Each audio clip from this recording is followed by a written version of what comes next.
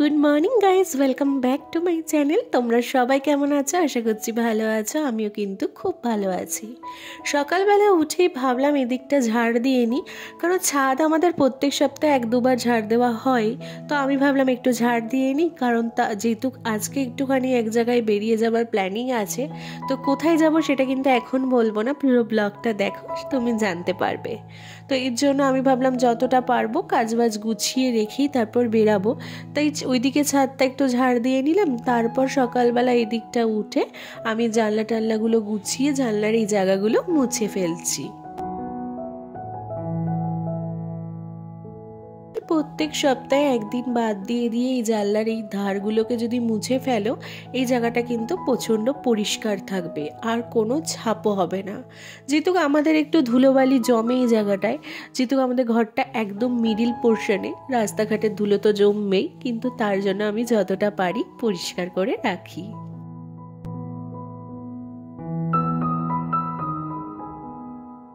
জানো তো, এই জায়গাটা না প্রচণ্ড মেস আপ হয়ে যায়।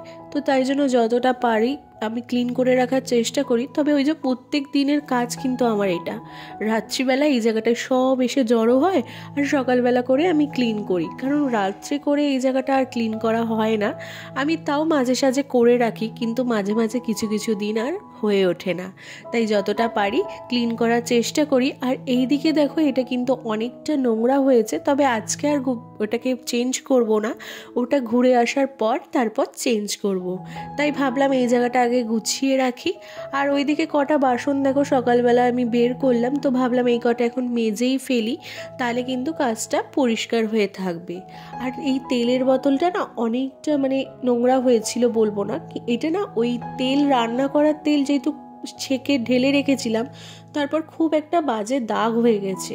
তো সেটাই আমি তোলার চেষ্টা করছি, যেহেতু তেলের বোতলটা একদমই নতুন, তো দাগ থাকলে একটুও ভালো লাগে না।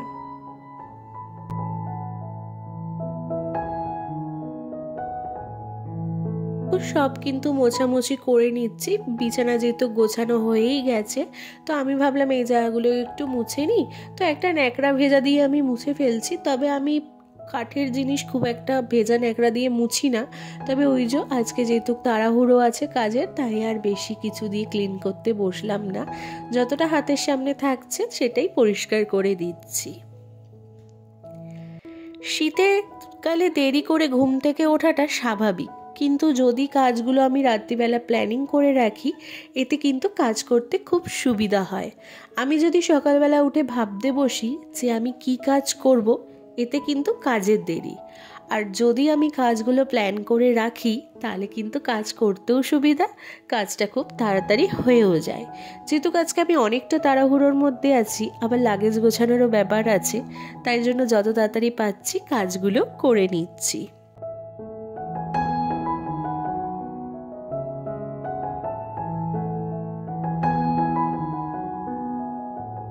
ভালোভাবে মুছে নিলাম। আর বিছানার ওপর দেখো জামা কাপড় তোমরা দেখতেই পাচ্ছ, এটা কিন্তু পুরোটাই গুছিয়ে লাগেজে যাবে। তো আমি যেহেতু সব কিছু ক্লিন করছি, তো ভাবলাম আয়নাটাও কেন বাদ দেবো। প্রত্যেক দিনই সকালবেলা উঠে আমি আয়নাটা মুছে দিই, তো আজকে একটু ভালোভাবে মুছে রাখছি, তাতে কিন্তু সুবিধেই হবে। তো এই জায়গাটাও আমার যেহেতু অগোছালো হয় না খুব একটা, কারণ এই আয়নার সামনে ইউজ করার মতো কেউই নেই। তোমাদের দাদা সকালে উঠলেই একেবারে অফিস চলে যায়, আর সেই রাত্রিবেলা তো ওর যেইটুখানি জিনিস বাইরে বের হয়, সিরাম, চিরুনি, আঁচড়ে যেইটুখানি রাখে, আমি সেইটুখানি আবার উঠে গুছিয়ে ফেলি। তবে এই আয়নাটা না আমি প্রত্যেক দিনই উঠলে একটুখানি মুছে দিই। তো কনিং দিয়ে আমি মুছি না, নর্মাল একদম শুকনো ন্যাকড়া দিয়ে একটু মুছে দিলেই হয়ে যায়। তবে আমি যেহেতু বাড়ি থাকবো না, তাই ভাবলাম দুদিন হয়তো মোছাও হবে না, তাই ভাবলাম কর্নিং দিয়ে মুছে টুছে একেবারে ক্লিন করে তারপর আমি যাই।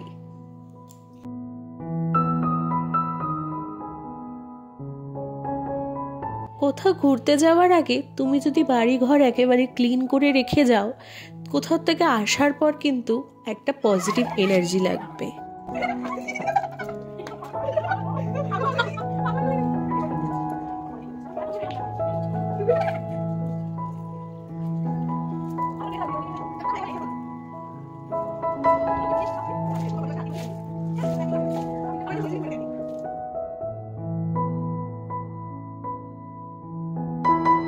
সবাই ছাদে চলে এসেছি, আমিও ড্রেসটা চেঞ্জ করে নিয়েছি।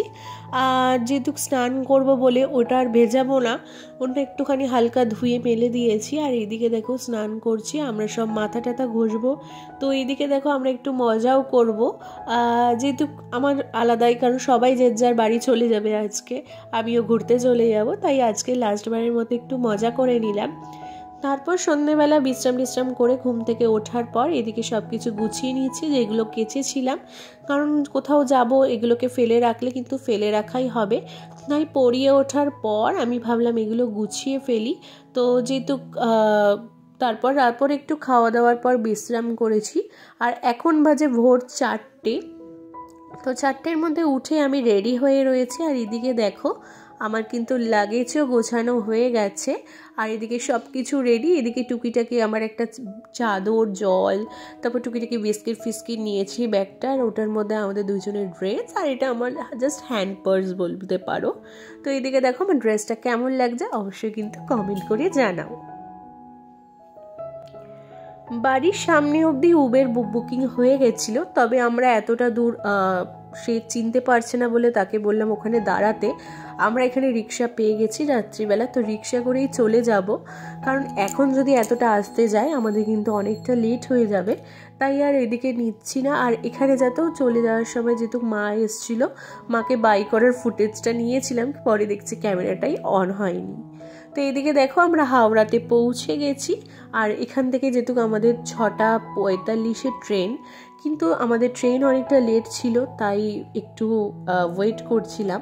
তো এদিকে আমাদের ট্রেন চলেও এসছে, এসে আমরা ট্রেনে উঠেছি। আর সকালবেলা আমরা ব্রেকফাস্ট যেহেতু নিয়েছিলাম ভেজ স্যান্ডউইচ, ট্রেনের থেকে আমরা খুব একটা কেনাকাটি করিনি খাবার দাবার, কারণ আমার ঠিক পছন্দ হয় না, আমি ঠিক পছন্দ করি না খাবার দাবার খেতে, ট্রেনের জিনিস কবে থাকবে, তো এর জন্য আমরা বাইরে থেকেই কিনে নিয়েছিলাম। তো ফাইনালি আমাদের ডেস্টিনেশনে চলে এসেছি, সেটা হচ্ছে দীঘা। তো আমরা দুজন মিলে হঠাৎ প্ল্যানিংয়ে বলবো না, ও আমাকে সারপ্রাইজই দিয়েছে। হঠাৎ দুদিন আগে বলছে ড্রেস গুছিয়ে নেবে, আমরা কিন্তু এক জায়গায় ঘুরতে যাচ্ছি। তো আজকের ব্লগটা এখানেই শেষ করছি, দেখা হবে সবার সাথে নেক্সট ব্লগে, টাটা।